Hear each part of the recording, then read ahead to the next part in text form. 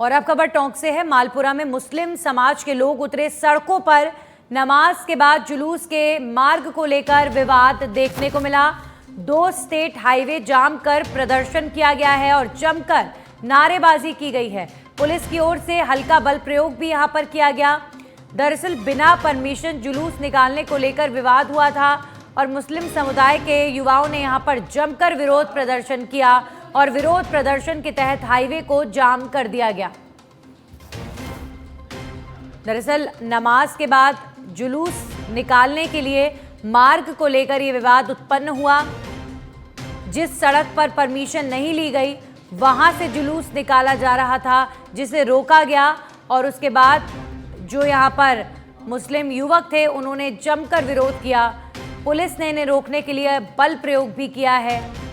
तो 2 state highway जाम कर दिए गए, विरोध प्रदर्शन किया गया, जमकर नारेबाजी की गई। तो मालपुरा में मुस्लिम समाज के लोग सड़कों पर उतरे। नमाज के बाद जुलूस के मार्ग को लेकर विवाद उत्पन्न हुआ था। मालपुरा में बिना परमिशन जुलूस निकालने को लेकर विवाद खड़ा हो गया। जुलूस निकालने से रोकने पर मुस्लिम समाज के लोगों ने जमकर विरोध किया है। 2 स्टेट हाईवेज को जाम कर दिया गया।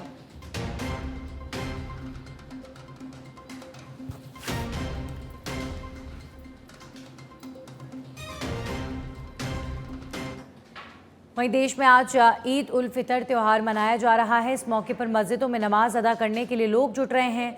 लोग एक दूसरे से गले मिलकर ईद की मुबारकबाद दे रहे हैं। तो वहीं ईद के महत्व को समझने के लिए जानना ज़रूरी है कि रमज़ान के महीने के बाद ईद की तिथि चांद देखने पर निर्भर होती है। आमतौर पर रमज़ान के बाद ईद उल फितर का पर्व मनाया जाता है और चांद देखने के बाद ही ये तिथि निर्धारित की जाती है। आप देखिए 8 तस्वीरें आपके सामने हैं। अजमेर, डूंगरपुर, सीकर, डीडवाना, जोधपुर, कुचामन, दौसा और कपासन की तस्वीरें हैं। प्रदेश भर से ईद के त्यौहार के सेलिब्रेशन की तस्वीरें आ रही हैं और आप देखिए किस तरीके से सुबह सुबह के वक्त में बड़ी संख्या में यहाँ पर लोगों ने ईदगाह जाकर, मस्जिद में जाकर एक साथ मिलकर नमाज अदा की।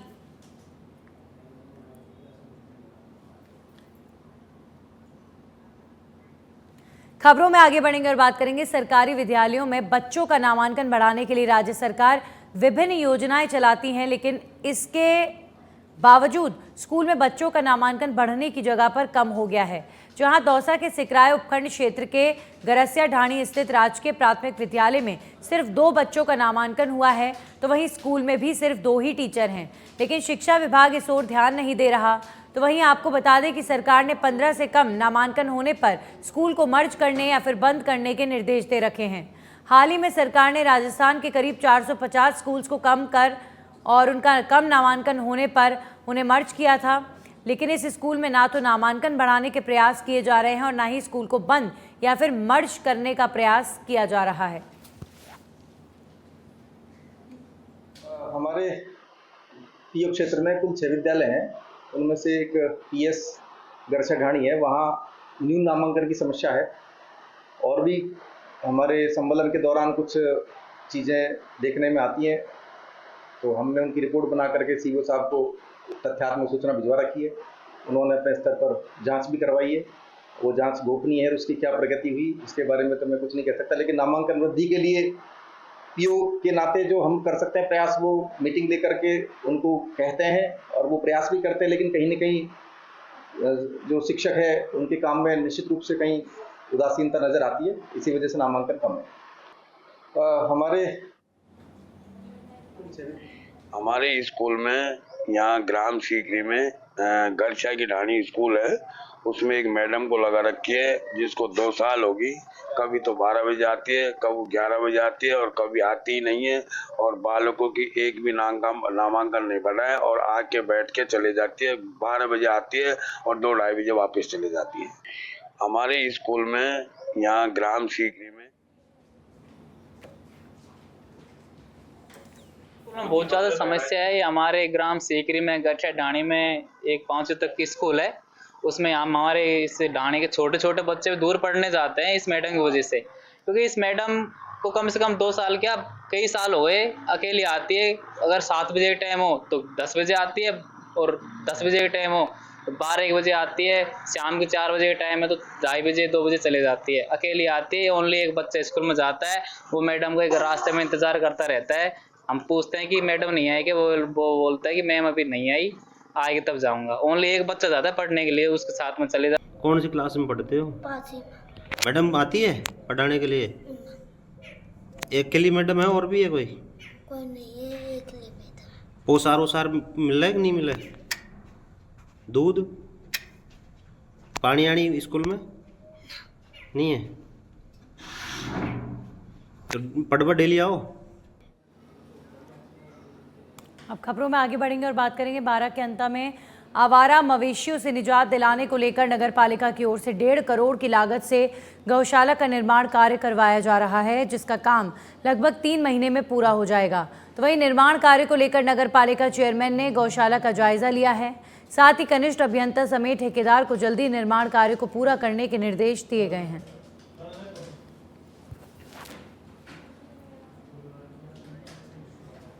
जनता के द्वारा 1.5 करोड़ रुपए की राशि से जो यहाँ की नगर पालिका की 65 बीघा भूमि है, उसके ऊपर 28 बीघा में गौशाला का निर्माण कराया जा रहा है। चूँकि अंता नगर में आवारा पशुओं की, आवारा तो नहीं कहेंगे, हमारी गौ माताएँ हैं जो हम ही लोगों द्वारा रोड पर छोड़ी हुई है, उनको हम स्थायी निवास देने के लिए गौशाला का निर्माण कर रहे हैं, ताकि आमजन को जो पशु सड़क पर विचरण कर रहे हैं, आमजन को उससे राहत मिलेगी और उनको यहाँ अच्छा रहना होगा, अच्छा उनको ये चारा वगैरह मिलेगा। सब व्यवस्था हम नगर पालिका द्वारा कर रहे हैं।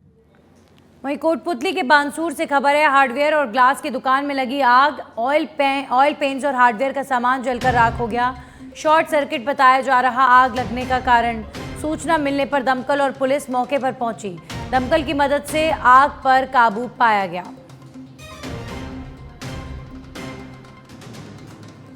कोटपुतली के बानसूर में एक हार्डवेयर की दुकान में भीषण आग लग गई और गनीमत रही कि आग पर काबू पा लिया गया है, वरना कोई बड़ा हादसा भी हो सकता था।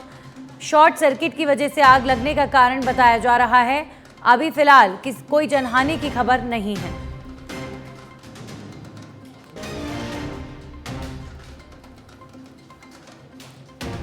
तो कोटपुतली के बानसूर में आग की घटना।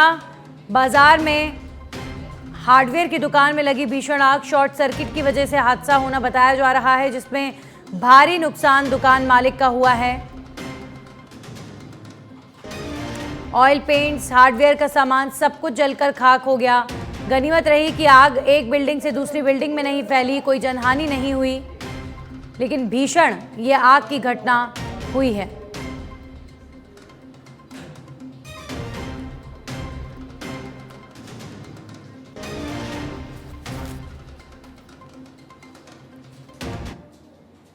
वहीं जैसलमेर के रामदेवरा में चैत्र नवरात्र की दूज के अवसर पर बाबा रामदेव की समाधि के दर्शनों के लिए श्रद्धालुओं का सैलाब उमड़ रहा है।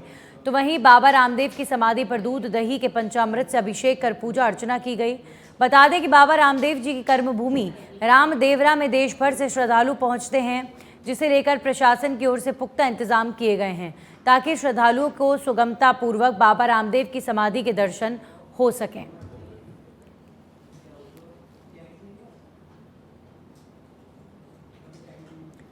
तो जैसलमेर में रामदेवरा जा रहे हैं भक्त। पहुंच रहे हैं बाबा रामदेव के दर्शन के लिए। अजमेर में ख्वाजा गरीब नवाज की दरगाह पर ईद की नमाज अदा की गई और ईद की नमाज दरगाह परिसर की शाजनी मस्जिद में अदा की गई। इस खास मौके पर दरगाह का जन्नती दरवाज़ा भी खोला गया है। वहीं नमाज अदा करने के बाद लोगों ने एक दूसरे को गले लगाकर ईद की मुबारकबाद दी और अमन चैन की दुआ मांगी। साथ ही ईद के मद्देनज़र दरगाह और आसपास के इलाकों में सुरक्षा के कड़े इंतजाम किए गए हैं।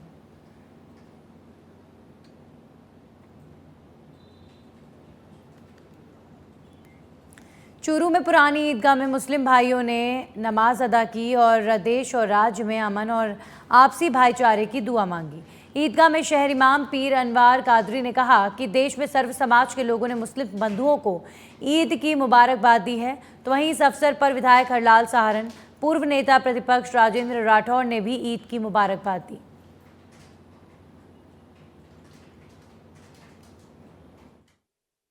रोजा रखने के बाद आज ईद का अवसर आया है। चूरू की गंगा यमुना संस्कृति है, बरसों से हिंदू और मुस्लिम दोनों मिलकर एक दूसरे को ईद की मुबारकबाद देते हैं। ईद मिलने का मौका है, ईद वैमनस्य भूलने का मौका है, ईद मोहब्बत बांटने का मौका है, ईद इंसानियत को आगे बढ़ाने का मौका है, ईद वतन परस्ती लोगों को वतन के प्रति अपना समर्पण का मौका है। जयपुर में हर्षोल्लास के साथ ईद उल फितर का त्यौहार मनाया जा रहा है। सुबह से ही लोग नमाज पढ़ने ईदगाह और मस्जिदों में पहुंचे। राजधानी की प्रमुख मस्जिदों समेत अन्य मस्जिदों में भी ईद की नमाज अदा कर प्रदेश में अमन, चैन और खुशहाली की दुआ मांगी गई। ईद के त्यौहार के साथ शहर में नवरात्रि और गणगौर का त्यौहार भी धूमधाम के साथ मनाया जा रहा है। दोनों त्यौहार एक साथ होने से पुलिस भी अलर्ट मोड पर आ गई है। हालांकि जयपुर अपनी गंगा जमुनी तहजीब के लिए जाना जाता है और यहाँ पर एक दूसरे धर्म के त्यौहार पर सांस्कृतिक एकता की मिसाल पेश होती आई है।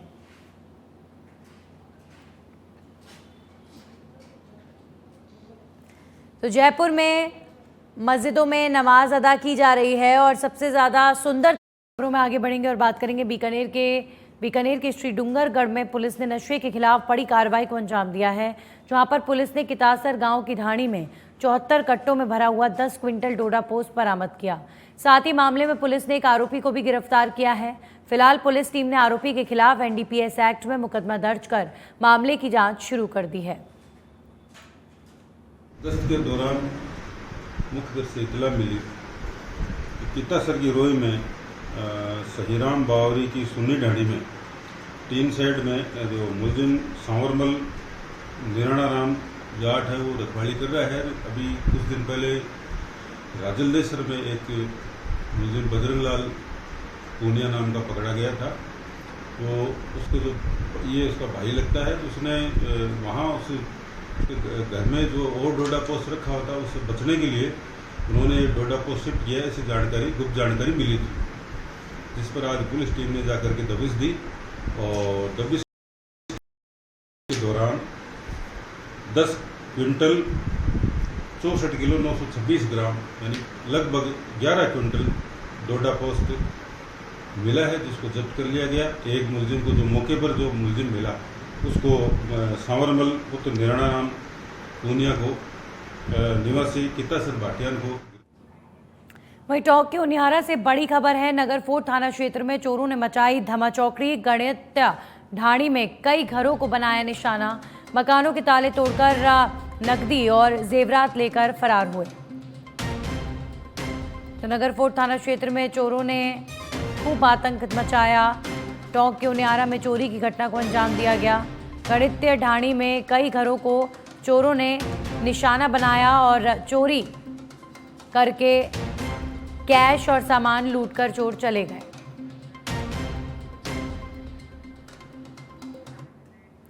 देश भर में मनाया जा रहा है ईद का त्यौहार। दौसा में नई ईदगाह में हुई ईद की नमाज अदा। हाफिज साहब ने ईदगाह में नमाज अदा कराई है और अमन, चैन, शांति और भाईचारे की दुआ मांगी गई है। तो दौसा में नई ईदगाह में ईद की नमाज अदा की गई।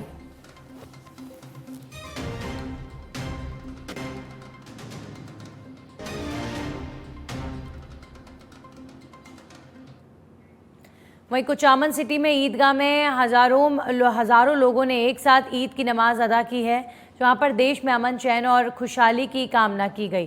तो वहीं नमाज के बाद नावा के पूर्व विधायक और शहर के गणमान्य लोगों ने ईदगाह पहुंचकर ईद की मुबारकबाद दी है। तो कुचामन सिटी में भी बड़ी संख्या में युवक पहुंचे और नमाज अदा की गई। हजारों लोगों ने एक साथ मिलकर नमाज अदा की। वहीं बारां में हर्षोल्लास के साथ ईद उल फितर का त्यौहार मनाया गया है। इस दौरान समाज के लोगों ने सुबह 8 बजे कस्बे की ईदगाह पर ईद की नमाज अदा की और मुल्क में अमन, चैन, शांति और भाईचारे की दुआएं मांगी। तो वहीं रविवार की शाम ईद का चांद नजर आया था, जिसके बाद नवाबी परंपरा के अनुसार चांद को 7 तोपों की सलामी दी गई। शहर में आज ईद उल फितर का त्यौहार धूमधाम से एवं हर्षोल्लास से मनाया जा रहा है। अभी कुछ देर पहले यहाँ पर मौलाना इजहार हुसैन साहब शहर काजी साहब द्वारा ईद की नमाज अदा करवाई गई है। आइए हम उनसे बात करते हैं और जानते हैं कि किस प्रकार से ईद की नमाज अदा की गई और अब क्या कुछ संदेश उनके द्वारा आज दिया गया है। जी सर, आज ईद की नमाज पढ़ाई गई आपके द्वारा, क्या कुछ संदेश दिया गया है कौम के लोगों को, समाज के लोगों को? कौम के लोगों को संदेश दिया गया है कि जिस तरह से हम इकट्ठा होकर और एक ईदगाह में सब एक सफ में खड़े होकर एक इमाम के पीछे हमने नमाज दुगाना अदा की और इसी तरह से हमें अपने एक दूसरे के साथ घर जाकर भी मोहब्बत और भाईचारे के साथ एक दूसरे का लिहाज करते हुए हंसी खुशी के साथ ये ईद उसी वक्त ईद सही कहलाएगी जब हम खूब हंसी खुशी के साथ और मोहब्बत के साथ भाईचारे के साथ और एक दूसरे के दिल को एक दूसरे के साथ अपने दिल को मिलाने के साथ और खुशी मनाएंगे और अपने पड़ोसियों के लिहाज करते हुए अपने मुल्क के दूसरे भाइयों का भी लिहाज करते हुए उनको भी सच्चा पैगाम तभी होगा जब उनको अपनी खुशी में शामिल करेंगे। उनके तमाम तरह अगर किसी तरह कोई आपस में कोई बात हो तो उन तमाम चीज़ों को भुला देना है। भुलाने के बाद एक दूसरे के साथ गले मिलकर और खूब हंसी खुशी के साथ ईद मनाना, ये ईद का पैगाम है। इतना ज़्यादा हम मोहब्बत को, अच्छे अखलाक को और जितने ज़्यादा एक दूसरे के तमाम तरह की बुराइयों को ख़त्म करके एक दूसरे के साथ गले मिलकर और एक दूसरे को अपने साथ मिलाकर आगे बढ़ने की कोशिश करेंगे, उतना ही ज़्यादा ये मुल्क आगे बढ़ेगा, उतना ही ज़्यादा तरक्की करेगा। इसलिए हमारा सबसे पैगाम यही है, इस खुशी को खूब आम करना है और खूब दूसरों के साथ मिलकर इसको इंशाल्लाह खुशी मनाएंगे। ये थे शेर काजी मौलाना इजहार हुसैन कासमी साहब जिन्होंने आज ईद की नमाज अदा करवाई है। सच बेदरक के लिए छबड़ा से मुजाहिद वहाब। वहीं अब खबर सिरोही के आबू रोड से है। बेटे ने पिता की चाकू मारकर की हत्या। वारदात के बाद आरोपी बेटा फरार बताया जा रहा है। सूचना पर सदर पुलिस मौके पर पहुंची है। सदर थाना क्षेत्र के मूंगथला मक्योरजी गांव की घटना बताई जा रही है। पिता ने खेत के काम में मदद करने के लिए बेटे को कहा था। नाराज होकर बेटे ने चाकू मारकर अपने ही पिता की हत्या कर दी।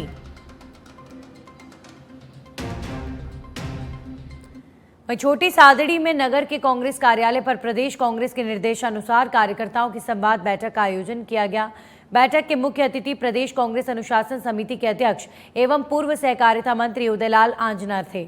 कार्यक्रम की अध्यक्षता निम्बाहेड़ा छोटी सादड़ी विधानसभा प्रभारी राज सिंह झाला ने की।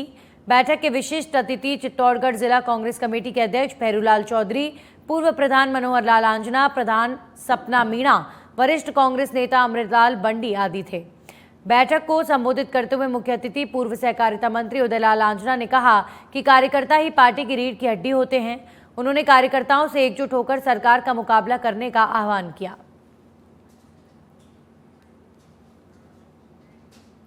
वहीं प्रतापगढ़ के छोटी सादड़ी पुलिस ने बीजेपी नेता गिरिराज सोनी के सूने मकान में 48 लाख रुपए की हुई चोरी के प्रकरण का खुलासा करते हुए 2 आरोपियों को गिरफ्तार किया है।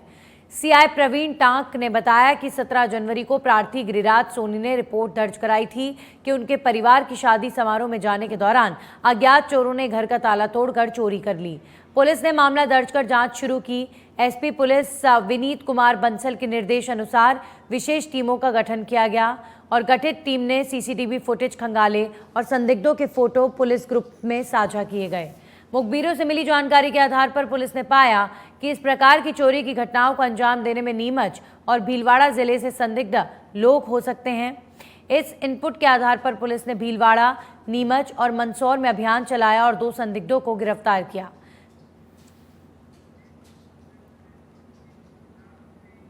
वहीं सीकर में शिव सिंहपुरा स्थित सेंट्रल जेल में बनाए जा रहे पेट्रोल पंप का शहरवासियों और अनेक संगठनों के पदाधिकारियों ने विरोध किया। लोगों ने ग्रामीण महिला महाविद्यालय के बाहर जेल के सामने जेल कर्मियों के खिलाफ जमकर नारेबाजी की और विरोध प्रदर्शन किया गया। इसके बाद जेल अधीक्षक को यहां पेट्रोल पंप नहीं बनाने का ज्ञापन सौंपा गया। ग्रामीण महिला शिक्षण संस्थान के अध्यक्ष जाबरमल ने कहा कि सेंट्रल जेल में कैदियों के रोजगार के लिए पेट्रोल पंप बनाया जा रहा है। जेल के बिल्कुल सामने ग्रामीण महिला महाविद्यालय और छात्रावास हैं, जिसमें 3500 लड़कियां पढ़ती हैं। महिलाओं और लड़कियों का रोजाना कॉलेज में आना जाना लगा रहता है। साथ ही ये इलाका हरा भरा है और इस जगह पर 250 से अधिक पेड़ पौधे हैं। ऐसे में पेट्रोल पंप बनाने के लिए पेड़ पौधों को भी काटा जाएगा। यहाँ पेट्रोल पंप बनने से लड़कियों को भी परेशानी होगी, साथ ही पर्यावरण को भी नुकसान पहुँचेगा। राजस्थान में 2800 से ज़्यादा छात्राएं पढ़ती हैं और छात्रावास में हमेशा 600 से ज़्यादा लड़कियां निवास करती हैं। तो यहाँ ये पेट्रोल पंप बिल्कुल नहीं बनना चाहिए। छात्राओं की सुरक्षा भी है, इसके साथ साथ ये एक तरीके का जंक्शन पॉइंट है जहाँ ट्रैफिक भी बहुत रहता है। उधर बादवासी का रास्ता जाता है, इधर से भी आता है, तो ऐसी जगह में एक्सीडेंट होने के चांस भी बहुत रहते हैं। ऑलरेडी बहुत सी स्कूलें हैं, इसके कारण हमारे हिसाब से यहाँ नहीं बनना चाहिए। सीकर के सैकड़ों मुख्य लोग हैं, सभी संगठनों के पदाधिकारी हैं, वो आज ग्रामीण शिक्षण संस्थान के सामने इकट्ठे हुए और जो जेल में पेट्रोल पंप बन रहा है उसके विरोध में सभी ने मिलकर आज जो जेल अधीक्षक हैं उनको हमने ज्ञापन दिया है और हमने कहा है कि अगर वो हम यहाँ पर पेट्रोल पंप नहीं बनने देंगे और यदि वे बनाने का प्रयास करते हैं तो हम आंदोलन करेंगे और हम बनने भी नहीं देंगे। और जहां पर पेट्रोल पंप बनाने की जगह चिन्हित करी गई है वहां पर 250 पेड़ खड़े हुए हैं जो फल दे रहे हैं और उसके जस्ट सामने ग्रामीण महिला शिक्षण संस्थान स्थित है जिसमें 3500 बालिकाएं हैं जो कि ग्रामीण अंचल से हैं और वहीं पर उनका छात्रावास है, वो वहीं पर रहती हैं।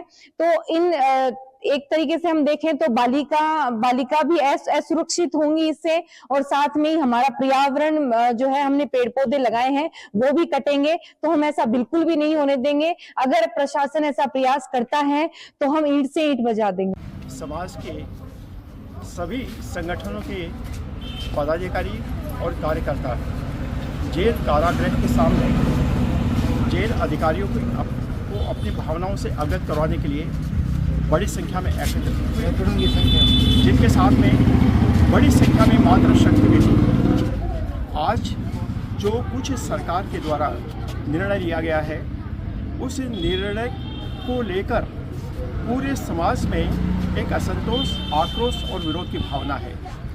जेल कारागृह की से जो ज़मीन है जहां कुछ संस्थाओं ने बड़ी संख्या में पेड़ लगाए थे, आज उन पेड़ों को उखाड़ कर वहाँ पर व्यावसायिक गतिविधियों को संचालित करने के लिए पेट्रोल पंप को स्थापित किया जा रहा है और उस पेट्रोल पंप का प्रबंध जो है उन कैदियों को दिया जा रहा है जो आपराधिक गतिविधियों के अंदर संलिप्त रहे हैं। हम लोग ये कहना चाहते हैं कि ये जो जेल कारागृह है वो संपूर्ण रूप से शैक्षणिक वातावरण से घिरा हुआ भौगोलिक क्षेत्र है। अपराध की प्रवृत्तियाँ बढ़ेगी और सबसे बड़ी बात यह है कि हमारा जो शैक्षणिक वातावरण है जिससे आज पूरे राजस्थान में नहीं पूरे हिंदुस्तान में जो पेट्रोल पंप बन रहा है प्रशासन बना रहा है, प्रशासन बनाए हमें कोई आपत्ति नहीं है, पर ऐसी जगह पेट्रोल पंप बना रहे हैं जहाँ पर 3000 बच्चियाँ कम से कम अध्ययनरत हैं, ग्रामीण प्रवेश से वो बच्चियाँ, तो वहाँ पर ग्रामीण प्रवेश से जो बच्चियाँ आती हैं तो क्रिमिनल तो वैसे ही हैं। और वहाँ हमने जेल अधीक्षक से पहले बात किया था, उन्होंने बोला सर क्रिमिनल तो गोली कभी चला सकता है, तो एक दहशत का माहौल तो होता है ना, तो इस दहशत के माहौल में भी पेट्रोल पंप कहीं और शिफ्ट कर दिया जाए और हम पेड़ के एक के भी टच नहीं होने देगा। अगर पेड़ के कोई धारदार हथियार पहले ना तो पहले हमारे घर